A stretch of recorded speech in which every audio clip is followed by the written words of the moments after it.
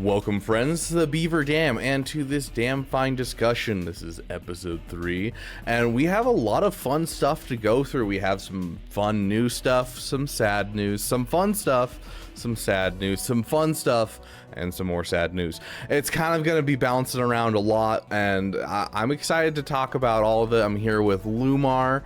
How are you doing, my friend? Hey guys, doing good. Equal as in all things. With news, always comes good and bad. How you doing, Beaver? I don't know how I feel about this stuff. Like, some of it's really good, some of it just breaks my heart and worries me. But yeah, we're gonna get into it. Let's start with probably the best news. Mini road ahead. Yeah, that was wild. It kind of came out of nowhere. Like, no one had a video already. Like, I was kind of like the first one to put out a video, me and Fat Phil of all people, and I was like, no one else is covering this. What? Yeah. And like, it's huge. Let's see if I can pull it up for us real quick. We predicted the future. I'm excited to go over some of this. So yeah. Okay, there we go. So yeah, we had our the big part is mercenary. Mercenaries are going to get, special buffs specific to them. They're going to get stacks of a blue stacking buff, and then they'll get a green stacking buff based on which character they're getting it from, Balin Skull, Shin Hadi, or Marok, and they are confirmed, and they have some cool art for them and that kind of thing. But then they were like, oh yeah, this Soldier of Fortune effect, this blue effect that allows you to gain these buffs for these characters, it can work on a lot of mercenaries, and a lot of people are getting that mercenary tag. And then they just lore dumped us, a whole bunch of people, and a lot of them don't make sense, in my opinion. Yeah. I mean, it was, for example, like the big one we talked about in the last damn fine discussion was Hondo. I was arguing I think Hondo would be on it. You were like, not really, I don't see it. And I was like, okay, you convinced me. Like, I see your point, but here he is on the list, which, I'm not going to argue with it. Maybe he'll get a better home than like where I use him right now. But hey, we'll see. But yeah, let's quickly skim through the list. I mean, I feel like a lot of them are just tenuous. I want to make this character viable again and have a home for him, rather than like actually feeling true to the mercenary tag. For gameplay reasons. Like, they don't have because they didn't want to give the team revives. They didn't put in Captain Han Solo, even though Captain Han Solo, that version of him is literally the entirety of the beginning of that movie is him going, I gotta go pay Jabba, I need to get out of here, it was fun helping you guys, but I need to leave. And like, he's still kind of on that mercenary kind of soldier for profit. For sure. But overall, we do have like regular Han Solo, we do have young Han Solo, we do have vet Han Solo. I would say vet Han Solo should have been swapped out for Captain Han Solo if I'm going by just the definition that they give as a mercenary tag. Sure, but don't double cross Conja Club. Such a good song by Isaac. But yeah, like skimming through the list, the Hans are really interesting. Jedi Knight Cal Kestis threw me for a minute, and then I was like, well, if you play Jedi Survivor, okay, he does take on a lot of extra work for money, for rewards, right? So it's like, I see it. I'm almost curious if this Jedi Knight Cal Kestis, rather than being a hey, we want this to work out and we want this to be this thing, is more of, we want to give JKCK a little bit more viability in territory battles with his general Omicrons, to use mercenaries with him and get a little bit extra on those like Relic 9 rope battles where you don't have a ton that you can use. I mean, I have all three. I'm a huge Cal Kestis fan, as our viewers or listeners know. And my favorite thing is I have him at Relic 8, and my guild's getting to the point where I've got Relic 8 missions, and I don't have that many Relic 8 characters. So being able to throw in some random leftovers and two for two, worth the Omicron every time. Oh, absolutely. But yeah, I think that's a good one. But I mean, which one are you the most excited for? Obviously, we could go through the whole list, but like, just to start off, like, which one jumps out at you other than the Han one? I know which one I want to talk about, but I'm Boba curious. Fett, Scion of Django. Yeah, we have the same one. Yeah, like it's just he doesn't have a home. I have him Relic 7 in my roster, and I haven't put him on any team. Like I literally just got to the point where I have enough good teams that he came off defense on GAC, and so it's official. I no longer have a home for him in any game mode besides Rote, and like I have him Relic 7 for Rote, and that's it. Yeah, I'm on the opposite side of the pool of I just unlocked him recently with my huge like bunch of catch-up conquest proving ground stuff, and he's gear 1, level 1, might as well be unactivated. I just did it just because I wanted to see the cutscene of unlocking him. And he's gonna sit there because most of my guilds already got Scion of Django taken care of, so it's like, you know, it all comes down for me. I'm not willing to invest 3 Omicrons into a game mode I don't care about for a character that doesn't make any new counters or reinvent the TW wheel at all. Like it's so far out of the meta in the territory war meta that like it's not even suggested to people at any level. Don't even use it for the Tuskens, and he's even got a Tusken call out with an Omicron. It's sad, man. It's sad. But yeah, so will he have a home? Hopefully. Hopefully. Here's to hoping. But yeah, I think a couple of these characters, Hondo and Boba Scion of Django, are the 2 that pop out immediately that really don't have a home. But there's a lot of people here that we could utilize and do good things. I think that it's going to be very Padme and Leia-esque, where it's, you take the 3 characters, and then you can kind of swap out the 4th and 5th just depending on what you have. Maybe, Beskar Armor Mandalorian's going to help in this. I doubt it, though. I'm guessing they're not going to double dip with scoundrel tags for these characters, so Mandalorian gets significantly less good when he's not with scoundrels. So, we'll see. It certainly stands out to me that a lot of scoundrels are going to be mercenaries, but not all mercenaries are going to be scoundrels. So yeah, there definitely will be some lines in the sand, but you definitely see like I use Hondo with my leftover prepared scoundrels. And, it's like that one phrase, like, all squares are circles, but all circles are squares, or whatever. I get what you're putting down. Something like rectangles or squares, I don't know. Yeah, it'll be interesting. I mean, Sana Staros is on here. She makes complete sense, but it's like, we've got the Rolo Leia counter cheese going on right now. Is that going to stay? I really doubt that one's going to stay. I'm going to be honest. Leia is too much of their, like, to the point where when they were testing it, they found a way to kill her with Saw Gerrera before Luthen, and was like, we're investigating this. And all of us are like, how did you do this? We need to find out. And they're like, calm down, we're investigating it. It's like, no, come back. Yeah, it's crazy because, I mean, Leia's such a good GL, and it's funny how people can really theorycraft this stuff out of nowhere. But like you said, the Saw one's been around for a while. So yeah, I think overall the list isn't too surprising, other than maybe those that we've discussed. Aphra and Chrysanthemum are kind of interesting. I'm wondering if there's going to be something to help Aphra a little bit, maybe? Question mark. Fingers crossed. As an Aphra owner myself. I don't know, because it doesn't, like, they mentioned in this that they're not going to give any extra mercenary abilities at this moment to any of the old characters.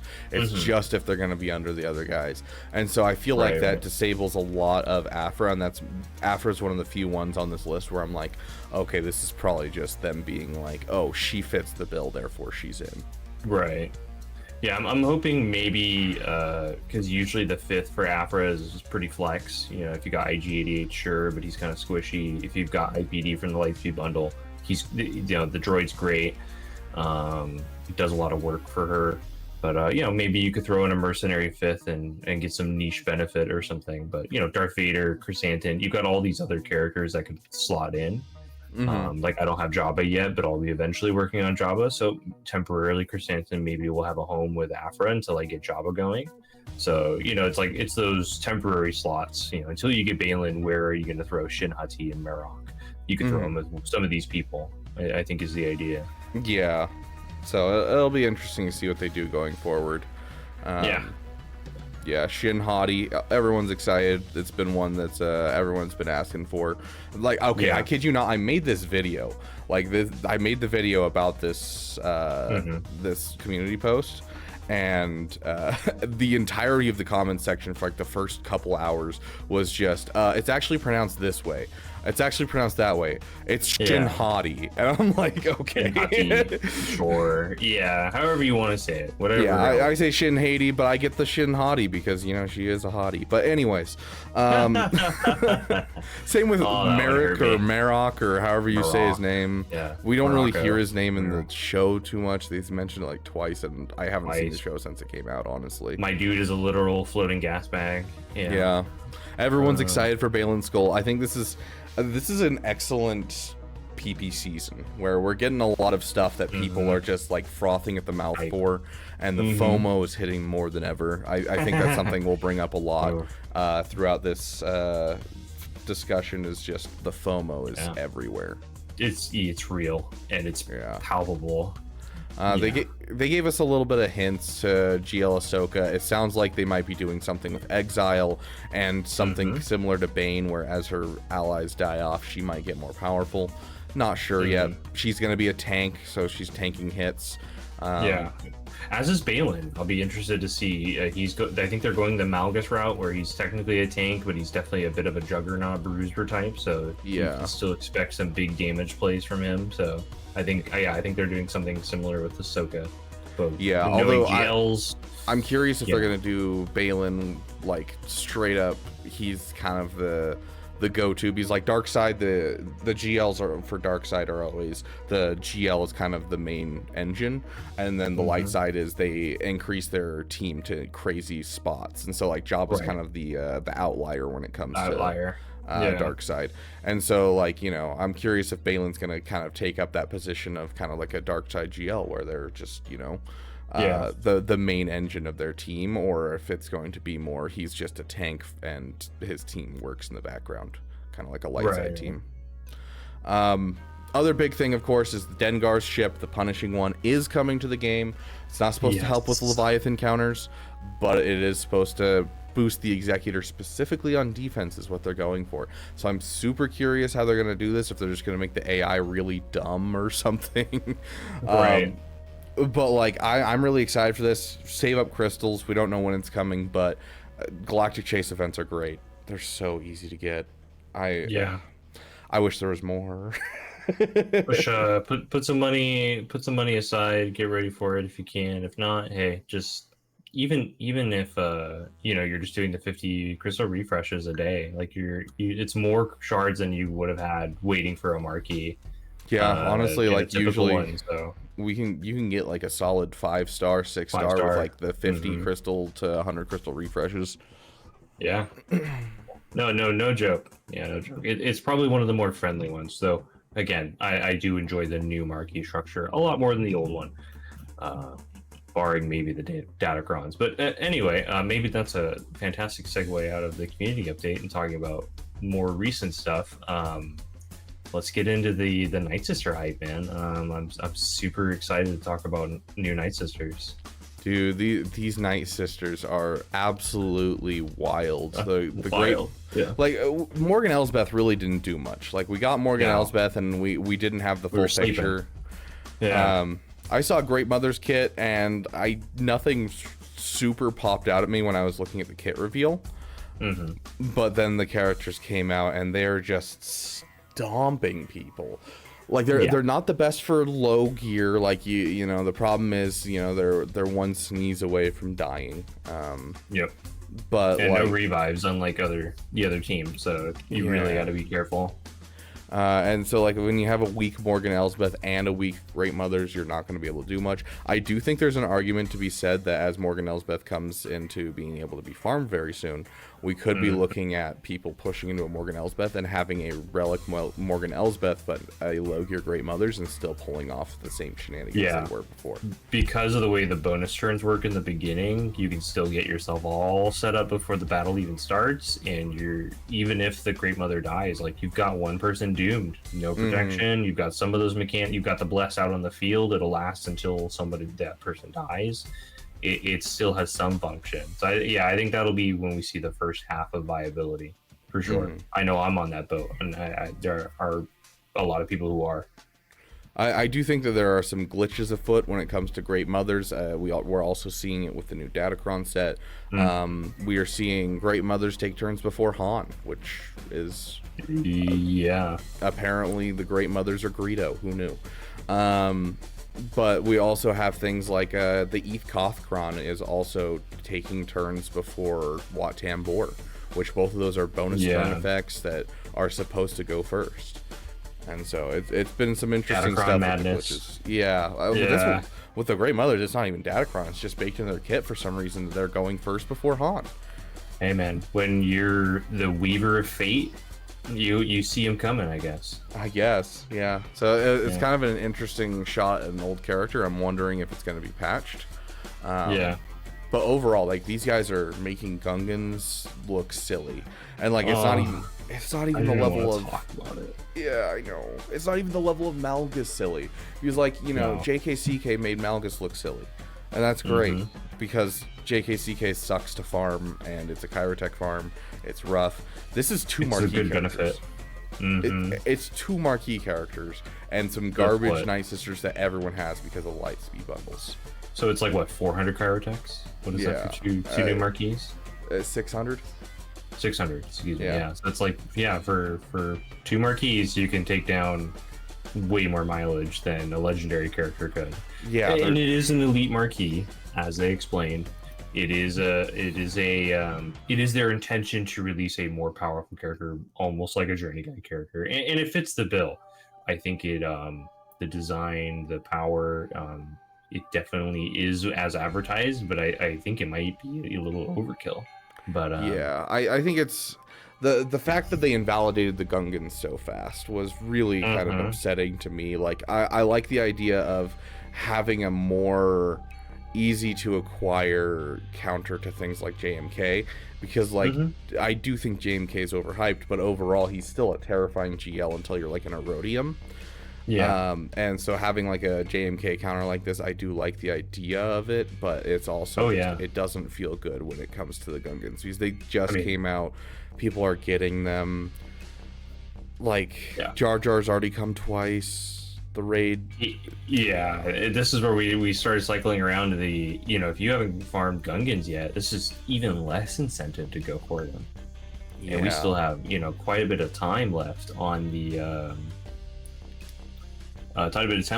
raid. So it's like, if you haven't done Gungans and your guild's not pushing it, I just don't think it's worth it. I feel bad with my Relic 5 investment and 2 Omicrons. I mean, it'll go the way of the Malgus, right? Like we talked just very briefly about it in our warm-up, and it's like, it'll still be an amazing offensive tool, so you'll always have that, but it's defense teams are hard to come by, and it's insane to me to see it go that fast. And like just from what I've seen with the roster reviews lately and everything, it seems like everyone's getting gun for this team, and I think that's a good idea, because like you look at just the Gungans and you see that we got 3 Zetas on Jar Jar, we got Omicrons on Jar Jar, we have a Zeta on each of the characters, 2 of them on Boss Nass. Is a huge Zeta investment, and it can be beaten by a couple garbage Night Sisters, 2 Relic Night Sisters that are marquee characters, and 2 Zetas. And it's just and light speed bundles. And like that's it hurts. Feels bad, man. Especially with, if you haven't gotten Jar Jar already, that by the time you get Jar Jar, you're looking at like 2-3 more months of the raid, and that's it. And so like it's the tipping point. It's like, yes, we assumed we would get a Gungan counter at some point, but this was very quick.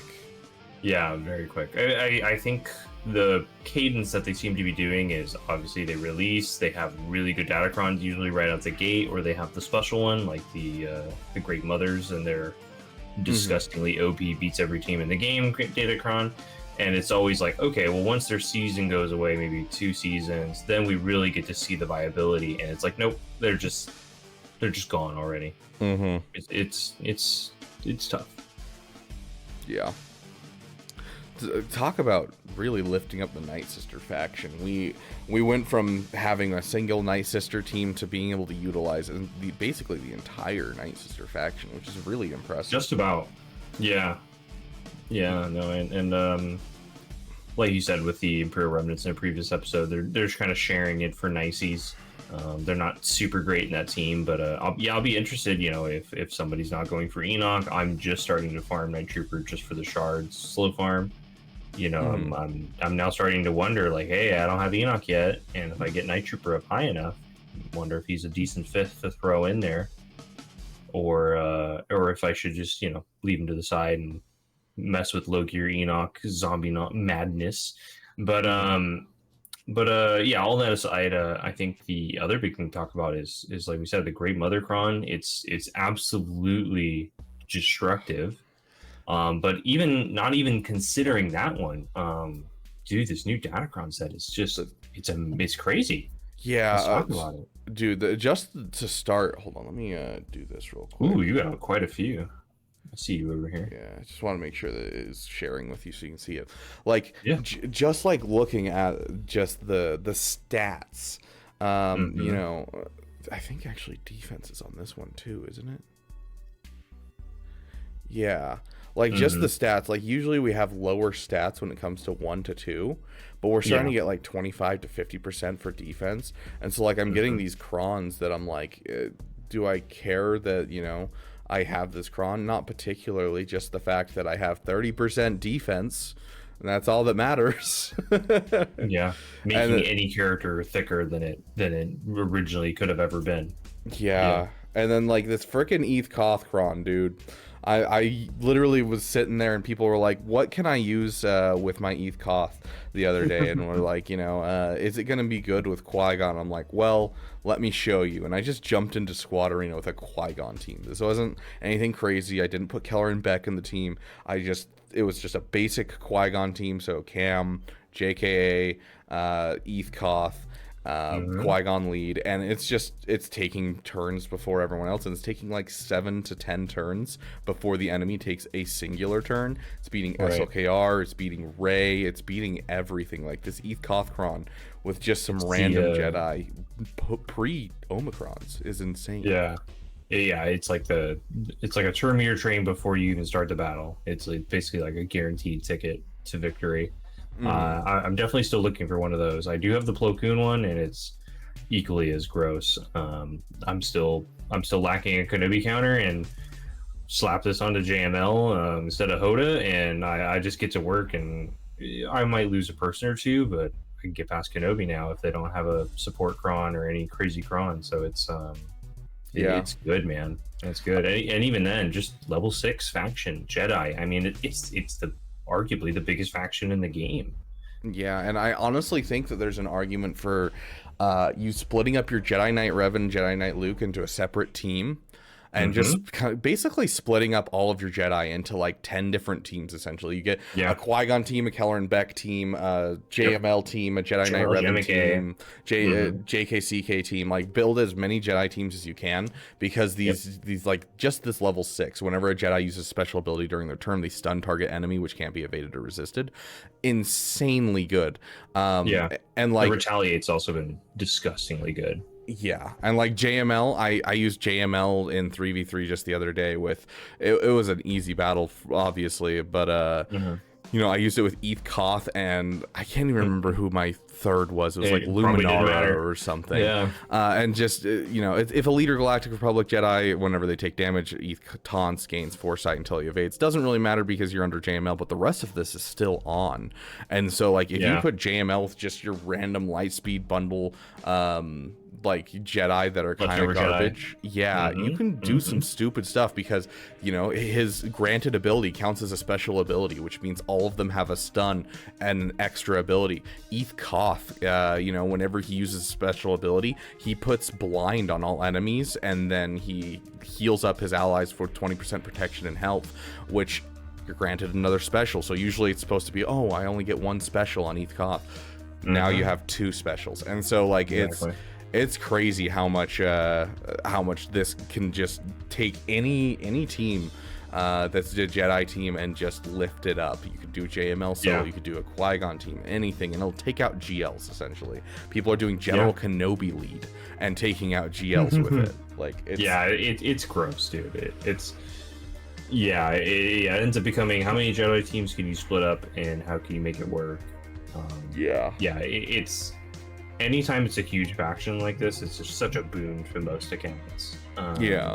We'll see how it goes as time goes on, but like I even got I got the level 3 light side tank revive, and Kenobi tried killing my my Jedi Master Luke, and it was hilarious to watch him get Savior, and then they killed Revan eventually, sure, and then JML died later on, and he just comes back and can't hit 100% health and protection. I'm just like, I feel like I'm playing a different game. I mean, it's insane. And yeah, the Plo Koon one, what I love about it is when you call him to JML's special, the GL special, he assists twice, and he does 25% true damage on every single hit. It's disgusting.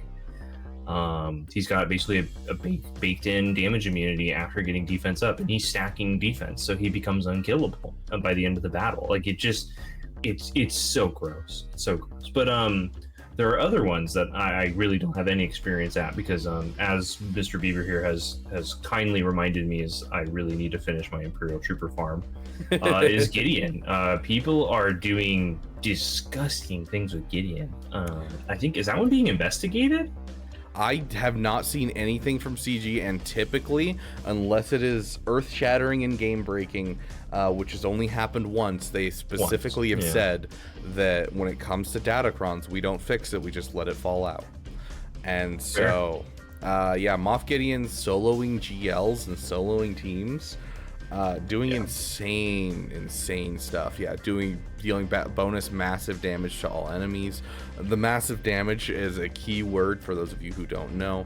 Like Rey with her sudden whirlwind does massive damage, and so it's insane how much damage you're dealing. That one looks broken. I think. Oh, didn't you just get the Luthencron? I did just get the Luthencron, and so Rogue One. It's such a weird faction to call out instead of maybe just like Rebel fighters. Because obviously Luthen can be used with Rogue One, but there's a lot of Rebel fighter teams you could go on. But it's an interesting like call out for me. Again, not a faction I have built up, so like I'm not that interested. But obviously it looks good. I mean, and good. Something that I absolutely love and people can't sleep on with this Datacron set is the first time each light side ally is defeated, remaining light side allies gain 15% offense and 20 speed. Now this is the first time they're defeated, which means that if it's a summon, it continues to happen because they're a new summon every single time. And so like, this is looking so gross. I cannot wait to use this with my Luthen. I'm getting Luthen on Monday, and I'll be getting my next conquest hopefully, so I'll be right behind you, one cycle behind. I actually got that same level 3 for my Master Qui-Gon one, so obviously support con's really good. Unfortunately I didn't get any of those. RNGs just robbed me, but I have this to go on. So yeah, every handmaiden, it's just getting worse and worse, and Obi-Wan's probably gonna nuke everybody out. That's my hope. Yeah, so like overall the defense stats are insane on this Datacron season, and there are so many good ones for so many different people. You have Quadme, there's a great set for it. You have your Night Sisters, there's a great set for it. You're pushing for Ahsoka, there's a great set for it. But a lot of this is FOMO. Like you look at this and it's like, oh, if you didn't buy the Night Sister bundle, you're screwed. If you didn't buy the Jedi bundle, you're screwed. If you're not going for Ahsoka, you're screwed. And so like you can definitely get a hint of that. They're pushing the FOMO hard even here. Yeah. At least with the level 6s, you get a good level 3, get a good level 6, just spread out your Jedi teams, and you're still going to get, I think, your bang for buck for anybody who's doesn't wail on Datacrons. I think that's like the safest faction to probably shoot for if you bought the Night Sister Lightspeed bundle. Obviously, that's probably worth trying. We don't know your teams, but yeah, I'd say at least somebody can get something out of this. I certainly like returning to regular factions over the roles. The Purple Cron drives me insane with the light side, dark side, and then its hackers, tanks, and all that. was not my favorite thing. So yeah, anyway. I liked the idea a lot for the simple reason that people could utilize Datacrons that didn't necessarily have like the best teams that were like currently the FOMO teams like this set is. Yeah. Sure. But like it does have its problems of you couldn't re-roll them, you couldn't get the ones you wanted easily whatsoever, and so I am glad that they are filtering out, and also the attacker cron and the support cron were just way too OP. Yeah. I mean, well, I'll keep using that with Aphra. Surely makes the Java counter back to what it felt like originally. Yeah. But anyway, I think that's enough about Datacrons. Yeah, I mean, we're gonna go from Datacron straight into CG. Your game's broken. Yeah. Fix your game. And I think it was just fixed yesterday, right? Yeah, the auto button was just fixed yesterday. This was something that like it caught all of us off guard. It just randomly happened. Yeah. And like you know, Arnold was stuck playing a territory battle match on auto for 40 minutes because he didn't notice, and he left and came back, and Lord Vader was still sitting there hitting things. And like I did the same thing where I've timed out on a couple conquest notes because I didn't notice what was happening, and I'd come back, I was like, what happened? I think I was in a territory war at the time when I learned of it, and I was like, oh, that's why I maybe struggled. Yeah, and like they did a bug fix, and they only fixed that, and I appreciate them fixing that, but like, bro, come on, I still can't get into my free-to-play account. I still can't. I still get the black screen of death. Yeah. I literally have tried re-downloading it. I've tried starting a new instance of BlueStacks. I've tried everything, and it's still just black screen. I'm like, guys, fix the things that make it so I can't play your game. That's the more important than fixing an auto button. But either way, like, I agree. One thing, you know, gets fixed, everything else breaks. It's just how it is. One benefit I will say, but on the topic of Datacrons, is you know, even if you don't love farming them, man, there's been some good conquest cheese that's come out of this conquest. You're not wrong. The like you showed me one the other day. Yeah, I'm actually really enjoying this conquest just because I'm not FOMOing. It has like everything that I have, and so like I'm actually really close to getting a red crate. Like I should have it by, you know, tomorrow or the next day. Awesome. But like with this this data disk, Return Fire, it stacks with Volatile Accelerator. So jealous. Yeah, and so it says whenever an ally takes a damage from an enemy, they reflect 20% of that damage back at the enemy. This damage can't defeat enemies. And then Volatile Accelerator, you put damage over time on an enemy whenever you hit them. And so like literally this has gone from being, oh, I have to get 15 battles with Geonosians, that's impossible, to, oh, I just have to watch everyone die off and my Geonosians have to survive for X amount of time. Sounds great. Like it's made it so much easier. And this weak spot data disk, like it sounded like when they started pulling away some of the other data disks that have to do with like dots and debuffs that we were going to get build. Like they got rid of the usual build, and we thought it was going to go down, but this weak spot just came in clutch, and like I kid you not, it makes like CLS insta kill every team. It's just insane. You combine it with a Volatile Accelerator and any team can kill anything. Like it's so good.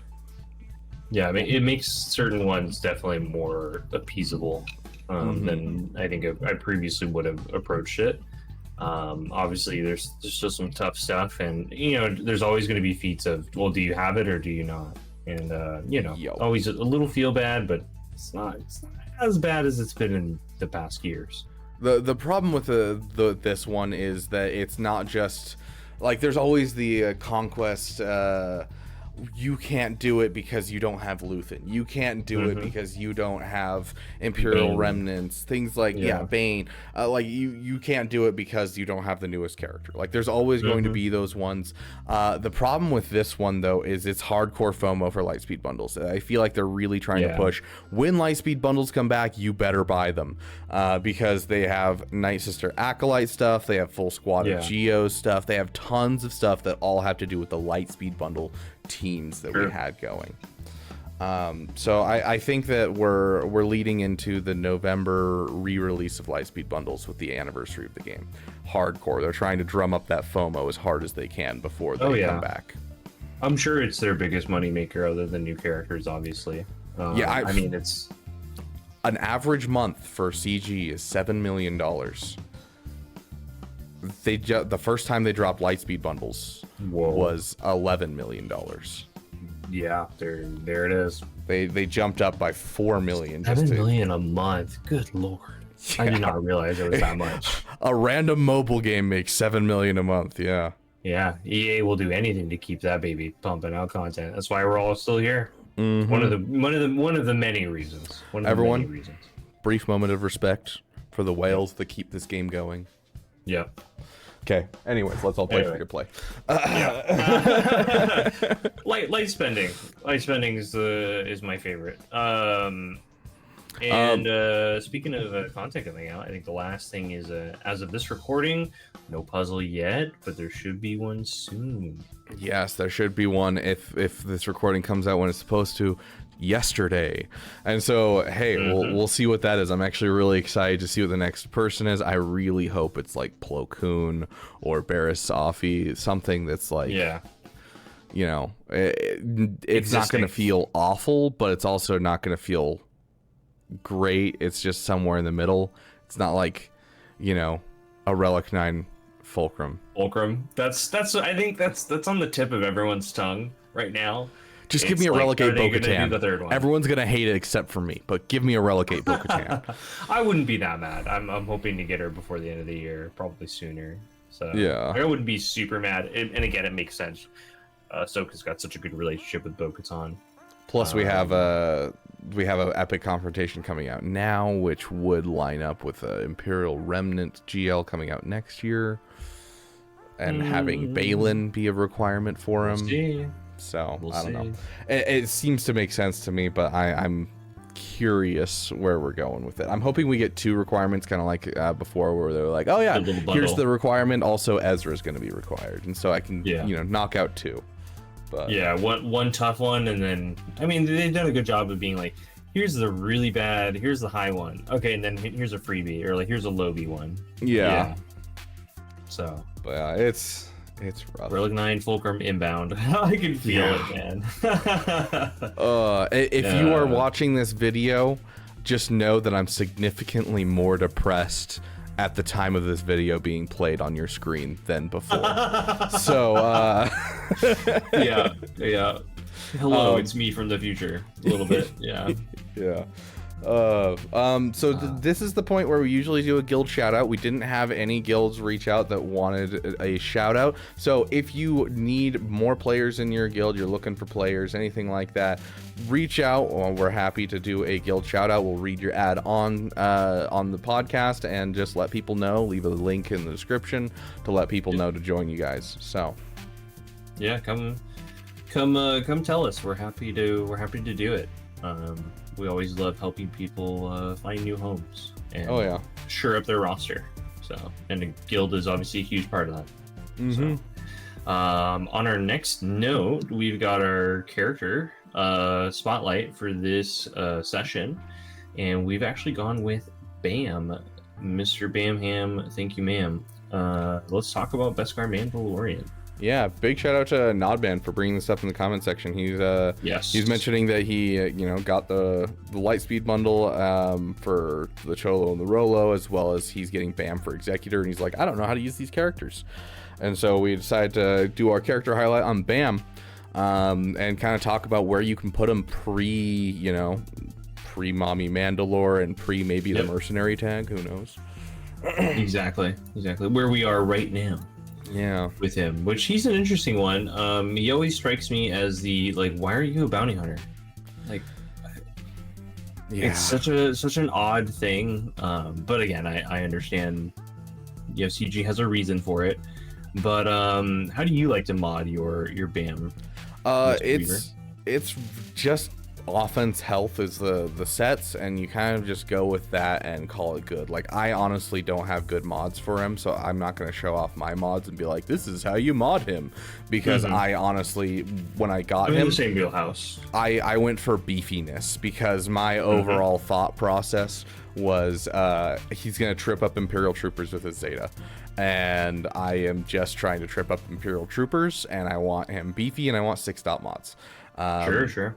But yeah, you want that offense because his Whistling Birds are based off of true damage, and true damage is not able to critically hit. So if you put a crit damage triangle on him, you're immediately, you're lowering his overall viability. So make sure you're using offense mods and not crit damage mods.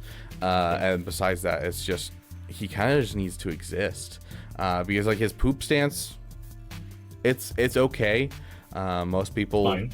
Like when it's under Bo-Katan, it hits insanely hard. Like it can one tap a GL kind of level of hitting. Yeah, if you build them well, like don't underestimate it. The healing immunity and the hits, they'll come at where, maybe not exactly when you want them, but it's gonna do some damage. Yeah. I have underestimated a Bam quite a few times, because people are like, Bam sucks, and it's like, depends on your, depends on your definition. I also really enjoy with Bam, let's go to Scoundrels real quick. I gotta pull it up. Beskar Mandalorian. So I actually really enjoy the combination of his lead, the 5% max health, protection, and offense, with Queel and IG-11. Just the amount of stat sharing. Yeah, the amount of stat sharing that this team gets is just makes it a really, really, really beefy team. And so I've gotten quite a few holds over time just putting together kind of a random Scoundrel team, but honestly, Bam's the biggest plug-and-play Scoundrel in the game. You throw him into a Bosk team if you're worried, and you can save your Scoundrels with his unique and his damage immunity. You throw him into a Dash Rendar team, he can do the same thing. He can make it so that way Imperial Troopers can't beat a team, essentially, because they'll time out on Bam if they're not careful. Like, he's just kind of the ultimate plug-and-play Scoundrel to me. For sure. I right now he's gearing Grelly coming up for pilot, and you use him in a leftover Scoundrel squad. But I don't actually have the leadership Zeta. I noticed you did. Do you think it's worth it? That was from that was left over from the Crate Dragon raid when it came around. For sure. And we thought Crate Dragon raid was going to be around for a long time, so I was like, if it gets me a better score when my guild gets off my back, heck yeah, I'm going to drop it. Like a Luminara vibe. Yeah. And so, I dropped it, and do I regret it? Not necessarily. I think it made the Bo-Katan event easier. But, as well as in 3v3, you end up using his lead quite often. You'll end up with a Mandalorian on like an IG-11 and Queel team, or with Han and Chewie, and then make CLS into the 3POC and C-3PO team. Yeah. And so I don't think that I get no use out of this like a Luminara Zeta would have been, but I don't think it's strictly necessary by any means. His protective intuition is very necessary. That one I agree with. This can not only stop Imperial Troopers and benefit so many teams in your roster, it can also improving grounds. You can use this with SLKR or Sith Eternal to guarantee a win, because essentially you just bring in Bosk, you bring in him, and then whoever else you want, and then the GL. And so basically they go after Bosk or Bam, hit that below that 75% health threshold, and then all of a sudden they're both under damage immunity. And especially in things like the TIE Interceptor node, they're going to sit there and continually remove turn meter because they're all Inquisitors, and so they'll just Bosk will stay in damage immunity and taunt forever. So it's great. I did watch your Bo-Katan video as I'm gearing up for the event, hopefully in the next few months, and I'm not looking forward to all the Zeta investment, but I'm hoping the one I can skip is his lead. But like you said, if it's not, I wouldn't be that mad. Yeah, and I did put the difference in speeds in the comment section of that video, because the 2% turn meter is what's allowing you to have the lower speeds on BAM that I'm using. And so Beaver, I just had a realization. What? It was part of the 2% way before any of us were. Can I say? Yeah, I don't know. I just sorry, my mind. I just thought I'd throw that one out there. Yeah. But speaking of Mommy Mandalore, we were talking obviously back and forth a little bit about team comps. Like you said in 3v3, there's a much more use for his lead data due to slots. What do you think arguably is best team comp for each game mode? You know, or 5v, maybe just Gap we'll focus on, right? 5v5 versus 3v3. As I said, he's very plug and play viable. I don't think it's necessarily using him in necessarily the best light, because it's going to be different for each account. That might be just throwing him in a Dash Rendar team, like I did for a long time. Was I just made a really beefy Dash Rendar team. Maybe for you, it's throwing it into the Fennec Shand team and doing the Lord Vader counter. But honestly, I think just BAM with any excess scoundrels you have. If you have a cat and you don't have a home for a cat, you can throw them with BAM or with Dash Rendar and do good work. You can honestly, he's just a solid. I need something for my overall scoundrels. And the nice thing is, go ahead. No, how dare you? Go ahead. I think at the very least, you know, right out of the box, you got the Lightspeed bundle. You at least have some home for him right out the get-go. I think there are better places overall as you expand your roster, like we're saying. Man, that Dash Omicron's, it's really good with Vandor Chewy. Oh yeah, no, I'm kidding. Anyway. I'm not gonna grab it. you're like, watch me. Yeah, I know. But yeah, like you said, it's super versatile. Do you split him off from 3v3 with Mommy Mandalorian? I'm just curious. I do, just because you can do basically everything you still need to do with Mommy Mandalore, with Paz and IG-12, and so IG-12. I do split them off in 3v3. A bit important little side detail is that Dash Rendar says light side scoundrels. And he doubles his stuff for light side scoundrels and that type of thing.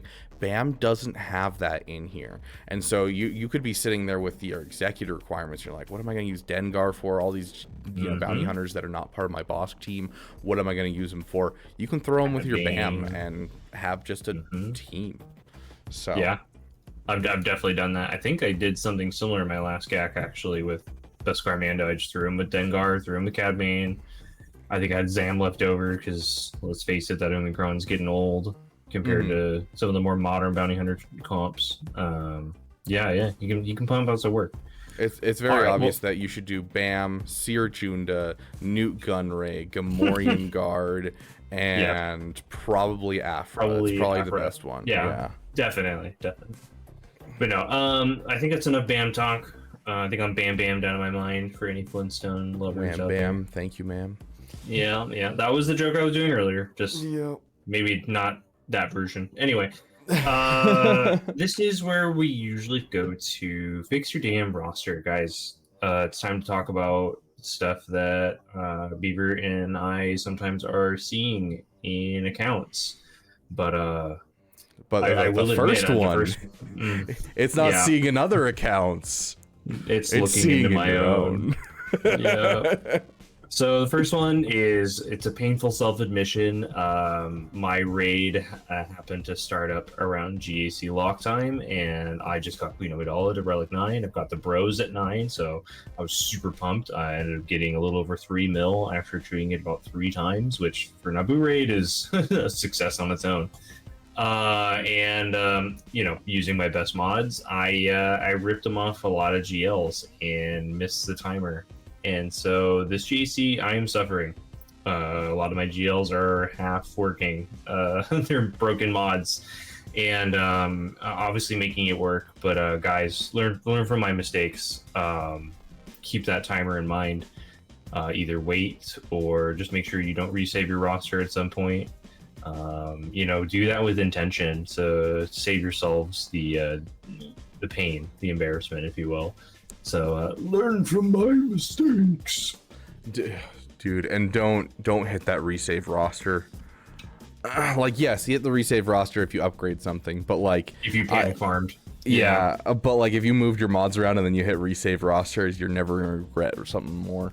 So just make sure that whether it's mod loadouts, hot utils, however you're moving mods around, make sure your mods are in place before you hit that lock-in button. It'll ruin your week. It's a rough start. We'll see. My opponent hasn't shown up yet, so fingers crossed. But yeah, let's talk about the second thing. Beaver. Yes, this is actually painful to me, is just the lack of meta ships. Like, yes, I only have one. Profundity was going to be my next farm, but Ahsoka Tano wrecked those hopes. But like, dude, I cannot tell you how many accounts I'm like looking at and they're like, I have 2 GLs, I'm going for my 3rd. And I'm like, no, go for a GL ship. Go for a meta. Yep. Yeah, you can't argue with the overall stats of how often these get holds. The guy that I just went up against the other day, the only reason that he's in Kyber 2, his account is quite not great. His mods are pretty garbage, and his account's pretty bad, but he has 3 GL ships. And ship heavy. Because of that triple middle finger, I wasn't able to full clear. And on top of that, like, just in general, the crystal income from Fleet Arena, you can't argue with how much that helps with your roster. Even if it's an extra 50, an extra 100 crystals, you're only getting into like the top 50 and the top 20. Still, huge difference. Yeah, and like really quick, the fallacy of I can't get Executor because there's Leviathans in the top of my Fleet Arena. I beat Leviathans with my Executor constantly. It's fine. Get your Executor. It'll do all the work that you need to. As an owner of a 5-star Executor who's still trying to iron out those refreshes with crystals, it's a long process, but once you're done, and it's solid. Yeah, I mean, all the meta ships beat pretty much all the other meta ships. You just need to put the extra investment in time, and as someone with only one, I've got an Executor. I'm definitely looking at Profundity after my next couple farms. It's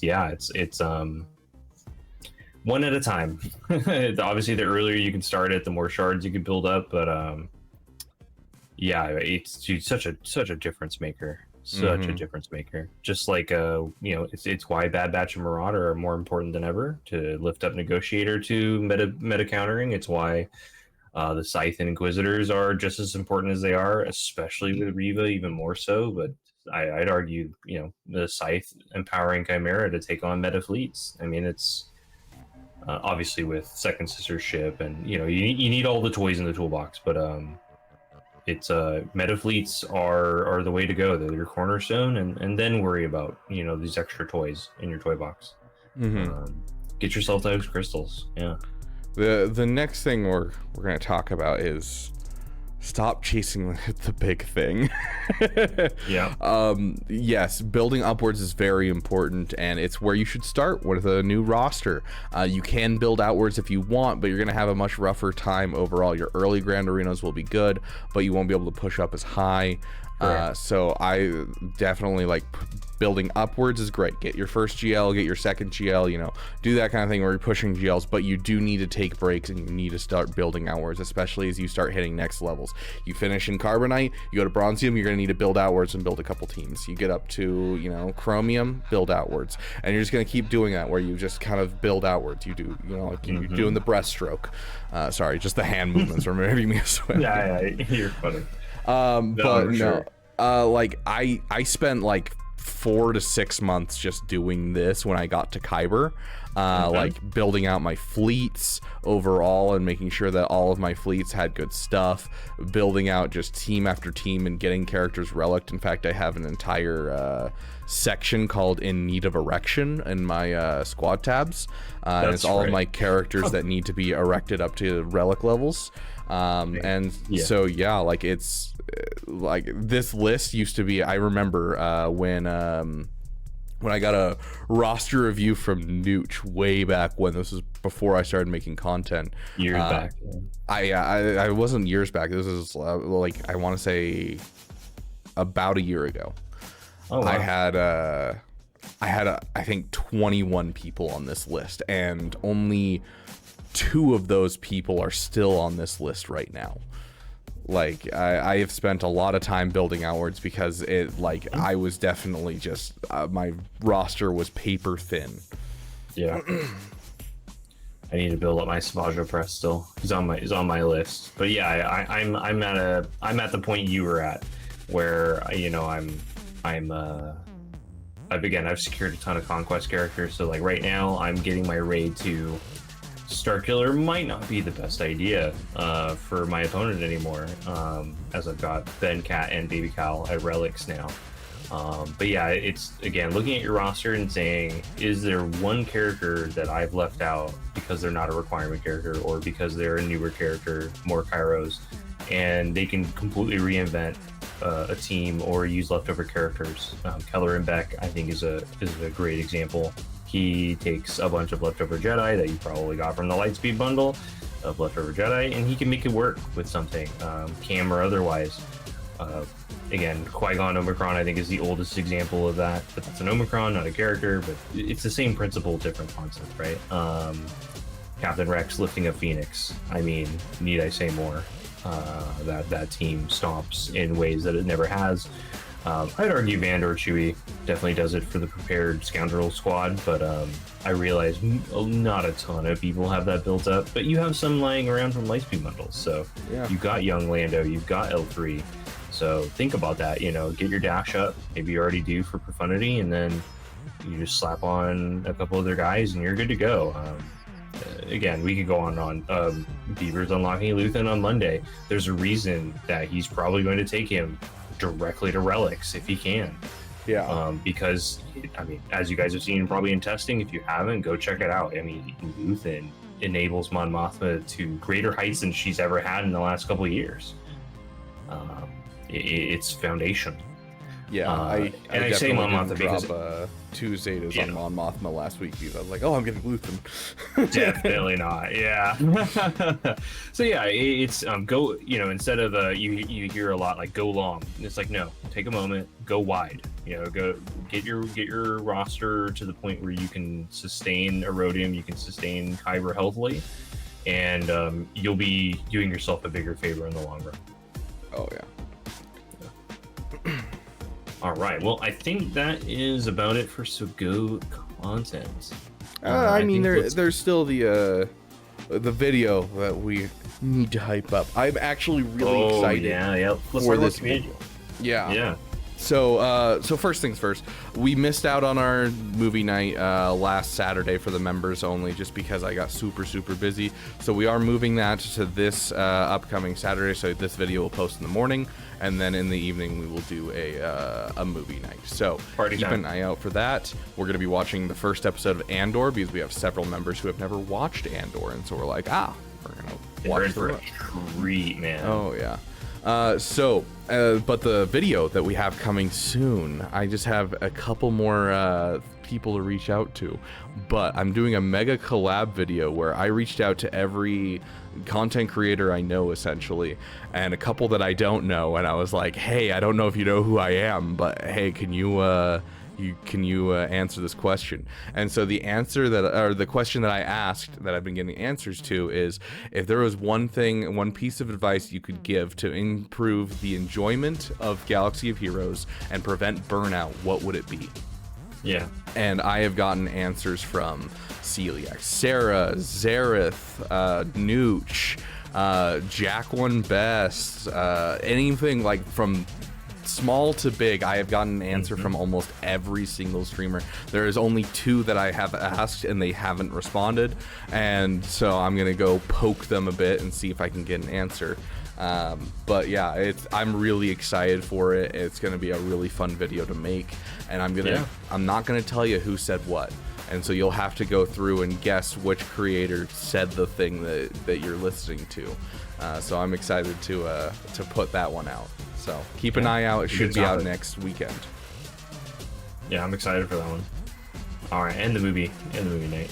No, that will be great. Don't pretend you're not excited for the movie night.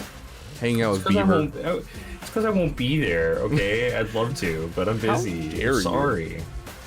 I know. I have a life. I'm so sorry. I don't, so I'm not sorry. But no, I mean, getting to watch Andor with the community, talking about like what we enjoy from the show, because it's arguably one of the best Star Wars TV shows. It'll be a good time, I'm sure. I look forward to hearing about it from the community. But yeah, on the note of TV shows, let's go more Star Wars in general. Let's switch gears. Let's talk about what's been going on in general Star Wars. I mean, not a ton of new stuff, but it's been rough definitely some for Star bittersweet. Wars. Yeah. Like just in general. I mean, we had Star Wars Outlaws come out, and like it was fun enough. I do think it's worth buying at some point when it goes on sale, and being able to explore the Star Wars universe is something that like we've all wanted, but there's never been like a really great game for it. Even like the Old Republic, I don't know, it feels kind of, it's MMO-y. It's very kind of bland in its world. And Generic. This world felt really deep, just the story wasn't there. And so like Star Wars Outlaws came out, a little bit of a flop. They just had an update and it made everyone that's playing PlayStation have to restart entirely, which is just painful. And so like I can't even imagine. Yeah, like it also after the update, like it started maxing out my GPU and my CPU for some reason. I don't know what happened, but all of a sudden like the specs needed for the game just boosted up or something, and it started bottlenecking my PC somewhere. I'm guessing it's my CPU bottlenecking my GPU. Like yeah, I don't know what happened, but all of a sudden I can't handle it and stream at the same time. It just doesn't work. I have to do this really complex way of going about it just to be able to stream it, because it's just. And you've got a good rig. I mean, this isn't a hardware problem necessarily. Like, you meet the specs of playing Star Wars Outlaws, so it's like, what's going on? I more than meet it, and yet I have to play it on like the lowest settings and have everything in performance mode, and like it's crazy. Yeah, it feels like another example of maybe not released in as much polish as you would expect a AAA studio to want to have. Yeah. For sure. But yeah, hopefully that gets fixed. We'll see. Yeah, but on a more somber note, I'm sure most of our viewers have heard it, but in case you haven't, James Earl Jones has recently passed away, and it's definitely a sad day for Star Wars fans. I don't think I could think of a more iconic voice throughout the whole series as Darth Vader. But it's also interesting, and we talk about rights of voice actors and AI, and this is one of those cases where James Earl Jones really wanted to make sure he preserved that iconic voice, and so Lucasfilms does have the rights to reproduce his voice for the purpose of Darth Vader only. And if you didn't catch it, it's actually in the Kenobi show. Yeah. As of like after Rogue One is when he signed over those rights, so Kenobi is like fully that way. He wasn't involved like at all, and so like they recorded tons of lines from him privately and like did a ton of work with him, and he was like, yeah, I want this character to go on. So I'm glad that the character will continue even post after his death, because he did so much for Star Wars. Like if you've ever watched the old footage of Star Wars Episode 4 with the original actor that's in the suit, completely different, and it's not good. And so he really defined the tone of Star Wars Episode 4 and like the tone of everything. And so I'm gonna miss him. Yeah, no, his legacy will live on. He's done a lot of great work even outside of that, and just a great actor in general. And I'm sure like as a person he was great and he had a family, but that's stuff that I don't know about. Right, exactly. But I think the next thing is Beaver, you tell me about a rumor you heard, and I haven't heard it yet. So until you mention it, there's been rumors flying around. I haven't seen anything confirmed, but there's been rumors flying around of Star Wars shows dying.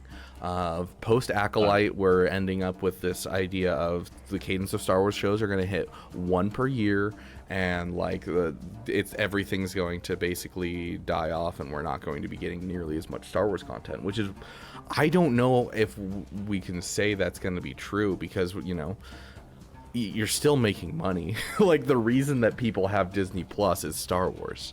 And so, like, it's hard for me to believe that they'll drop to that kind of level of cadence. But, like, they have been taking a lot of losses in the last couple of years. And it hasn't been great with what they've been coming out with. I've definitely started coining it as it's Star Wars' Marvel, like, fall off era. Where it's like Marvel had this crazy streak, it opened up, it kind of exploded, and then now it's really been, I can't even think about how many Marvel shows have been canceled in the last couple of years. I think it's like at least a dozen.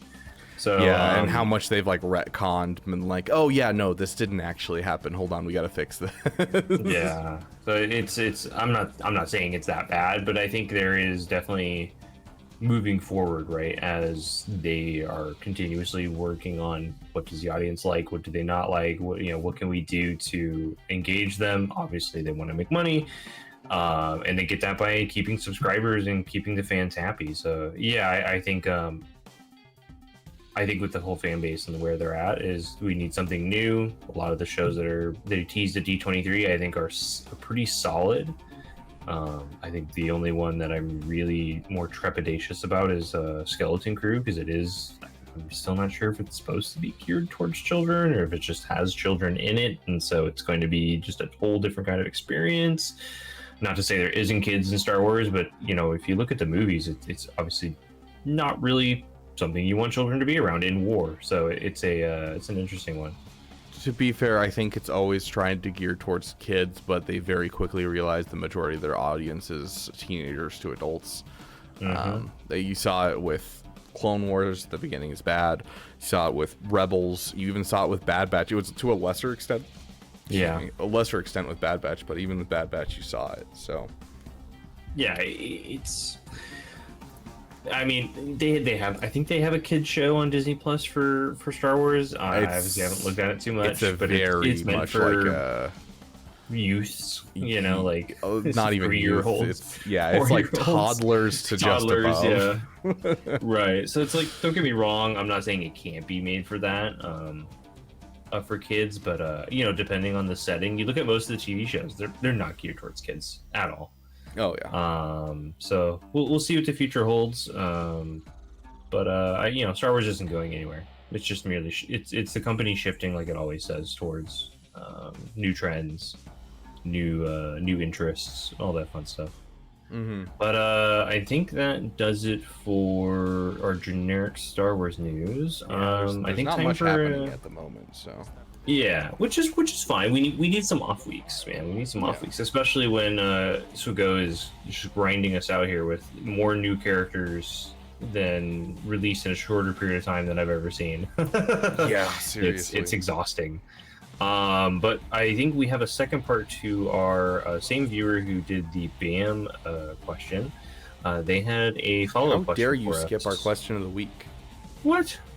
Question of the week. Oh, what's your least favorite That's thing my to be problem. decanonized, and what's your favorite thing to be decanonized, my dude? This question's been tearing me up, man. Okay, so for context, just really quick, we're not just referring to Disney decanonizing. We are talking general decanonization, anything that George Lucas decanonized, Disney decanonized at any point throughout all of Star Wars. So what's the favorite thing that you think should have been decanonized, and what's your least favorite thing, the thing that you hated that it was decanonized? Yeah, I'll start with, I think the easier one for me is what did I like that got decanonized? And for me, and we had this debate, I think last time we talked, was Luke Skywalker ending up in a relationship with Mara Jade, and like, it was this cute, saucy romance. It was like, I can fix her, basically. Essentially, and, and it turned into, I'm not saying the content isn't important, isn't relevant. I love Mara Jade as a character, but I don't know. There's something that still is Luke was supposed to be the new wave of Jedi after pretty much being extinct, and you moving forward, and it's like, well, which ideals do we have to really throw out the window? Which ones do we keep? And I always felt like, there's a reason Anakin turned out the way he did.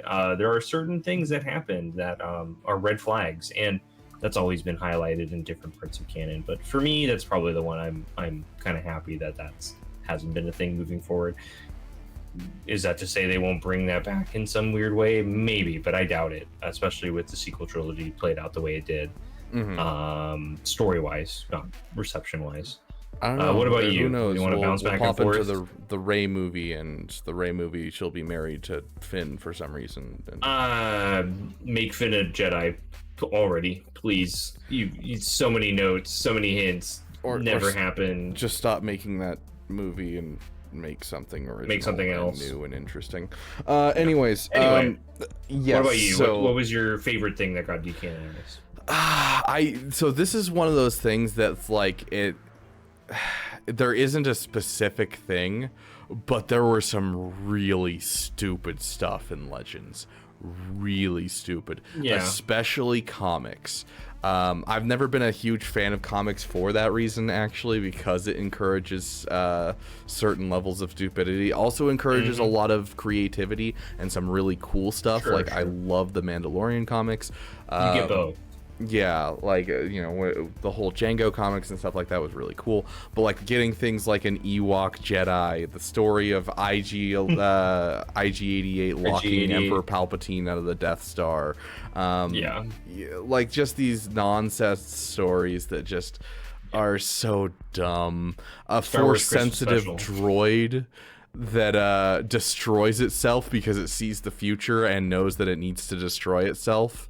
Which was the droid from episode 4 that they were originally going to purchase from the Jawas.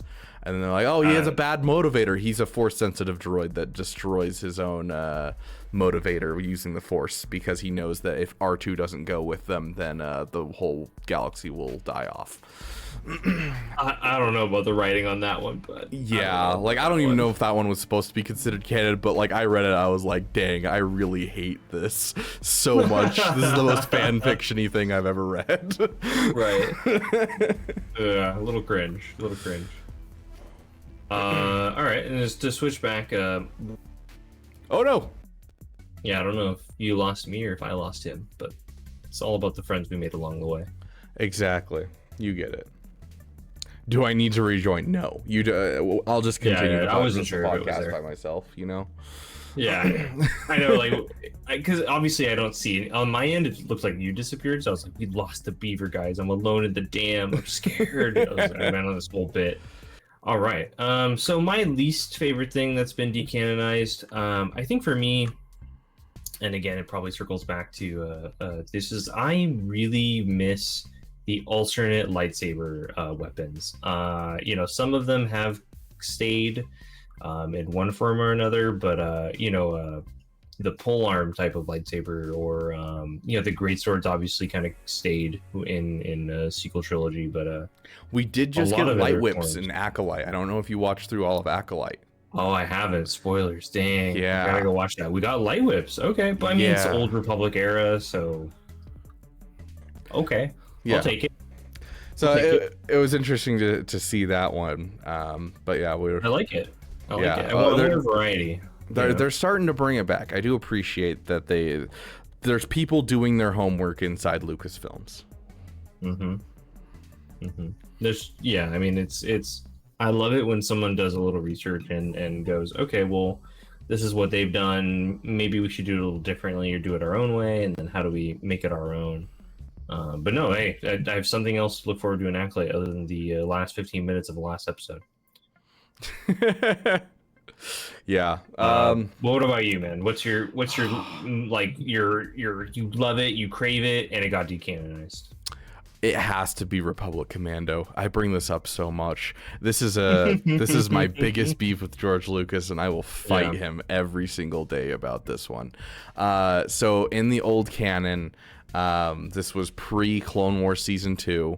There was a book series called Republic Commando. Republic Commando, the game, came out, and then an author was like, I want to write a book about these Republic Commandos. And so she took all the names and stuff from the Republic Commando game, as well as the language that had started being built, and then built the entire Mandalorian language, built their culture based off of all the stuff that came before and adding more stuff, and like put in tons of work into the Mandalorian culture and how that manifested into the clones.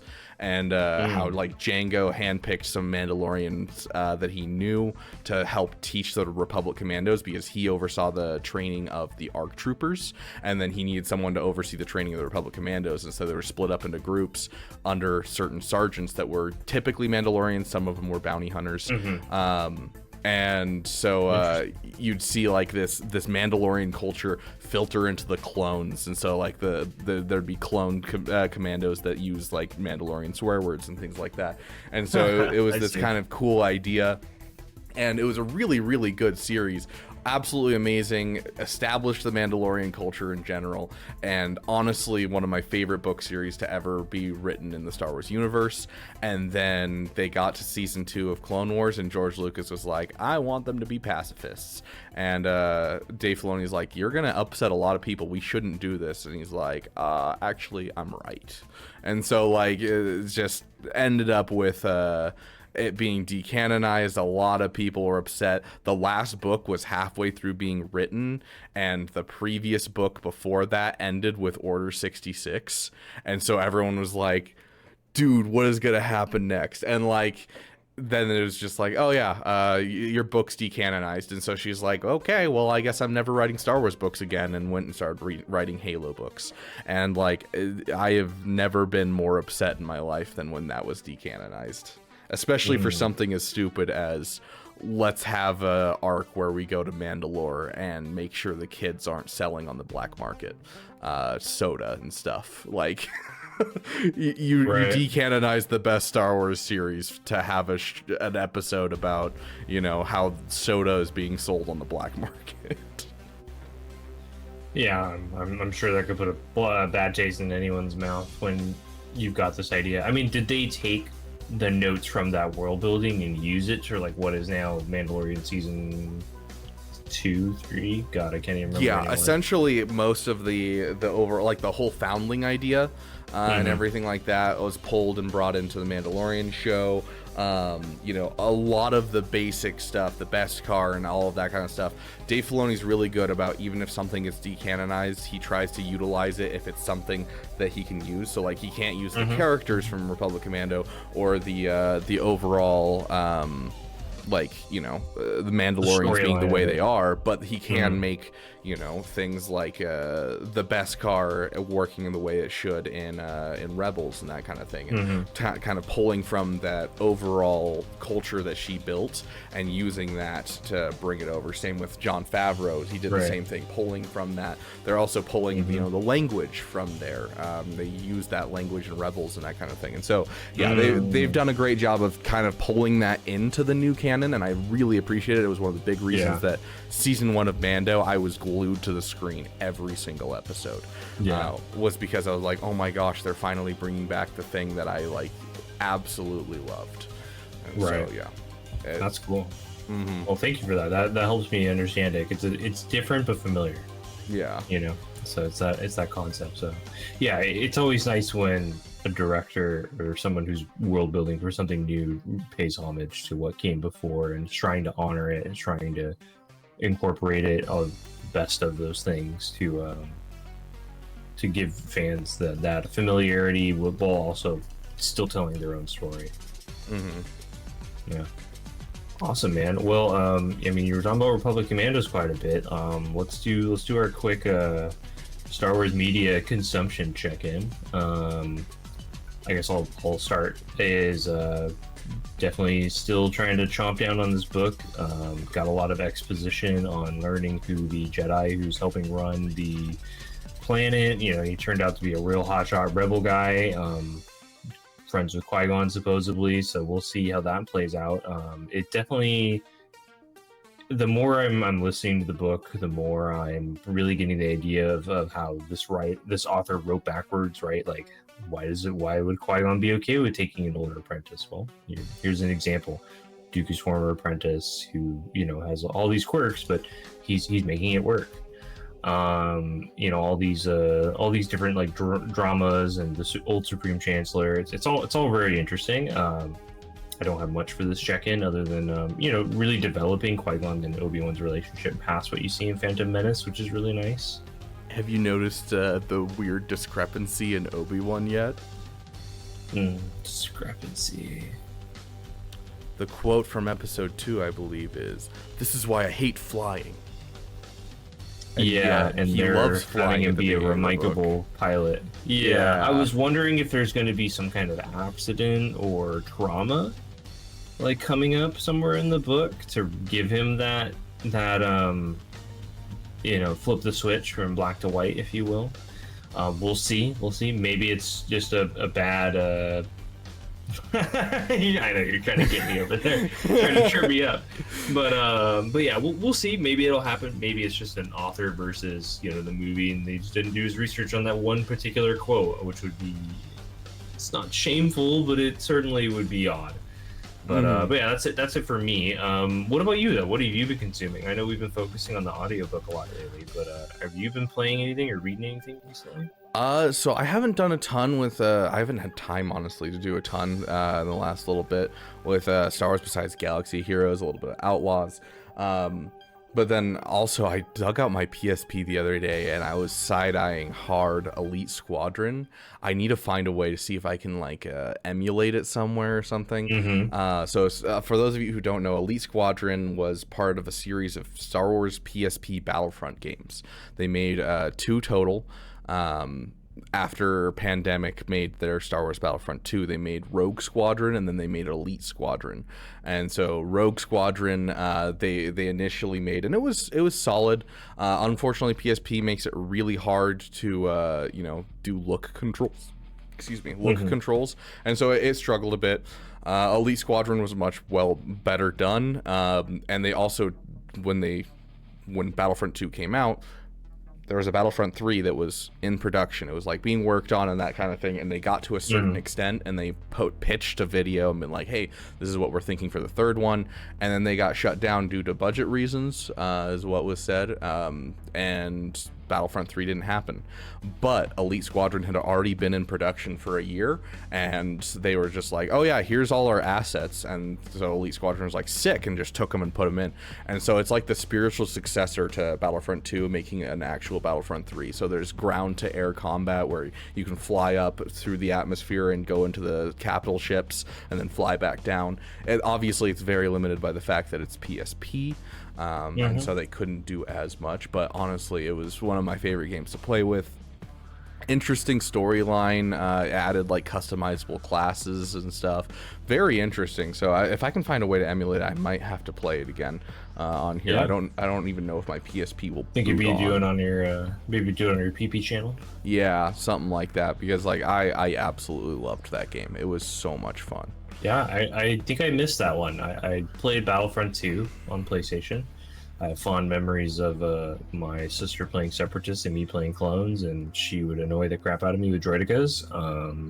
Love that. So yeah, it's super fond memories of that. But yeah, never. I had a PSP at one point, but I can't say I remember that game. So it snuck by me. So I'm happy you're talking about it. It's another piece of Star Wars content I didn't know about. Yeah, that's cool. Yeah. So usually at the end we do our questions from our members on the channel. Unfortunately, we didn't get any questions overall from our members this week, which was unfortunate, but hey, it happens. People get busy.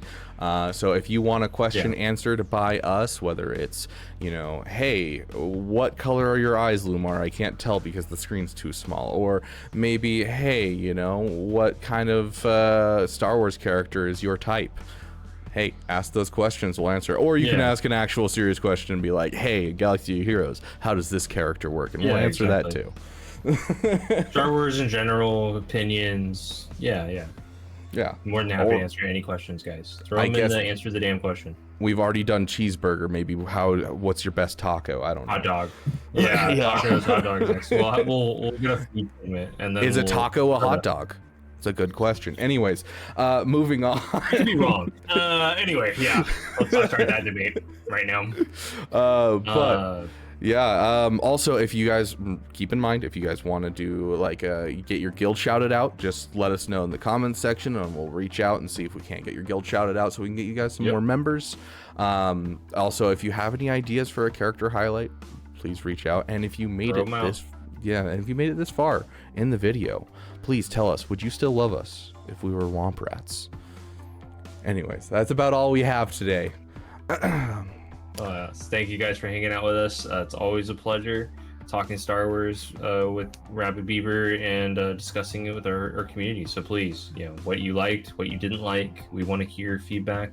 And yeah, like we said earlier, hit us up with questions, and we will see you guys in the next podcast.